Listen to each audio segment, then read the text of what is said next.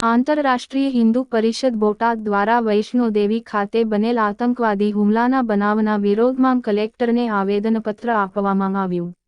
વૈષ્ણોદેવી મંદિરે દર્શનાર્થે જતા હિન્દુ યાત્રાળુઓ ઉપર આતંકવાદીઓ દ્વારા હુમલો કરી ઘણા હિન્દુ પરિવારના લોકોને મોતને ઘાટ ઉતારેલ છે અને ઘણા લોકો ગંભીર રીતે ઘાયલ થયેલ છે. આ આતંકવાદી હુમલાને આંતરરાષ્ટ્રીય હિન્દુ પરિષદ દ્વારા સખત શબ્દોમાં વખોડી કાઢી અને બોટાદ કલેક્ટરને આવેદનપત્ર આપવામાં આવ્યું છે.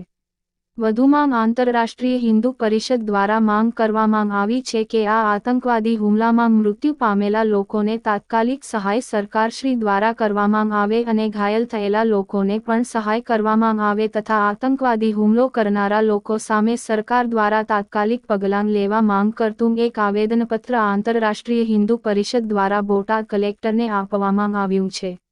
Rajesh Shah, R News, Botad. પરિચય. જય શ્રી રામ. રાષ્ટ્રીય બજરંગ દળ સૌરાષ્ટ્ર પ્રાંત અધ્યક્ષ વનરાજસિંહ નટવરસિંહ ખેર. આજે કોઈ આવેદનપત્ર આપ્યું છે કલેક્ટર સાહેબને, શું હકીકત છે?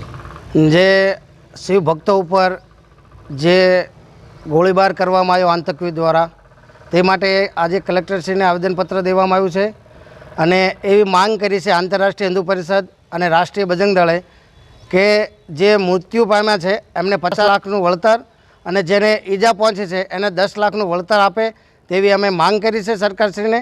અને આવેદનપત્ર આપી અને અમે સરકારશ્રીને એ કહેવા માગીએ છીએ કે આ વારંવાર આવા આતંકી હુમલા થઈ રહ્યા છે ભારતની અંદર. જે હિન્દુ દેશ ગણવામાં આવે છે ભારતને, તેની ઉપર આવા વારંવાર હુમલા થઈ રહ્યા છે.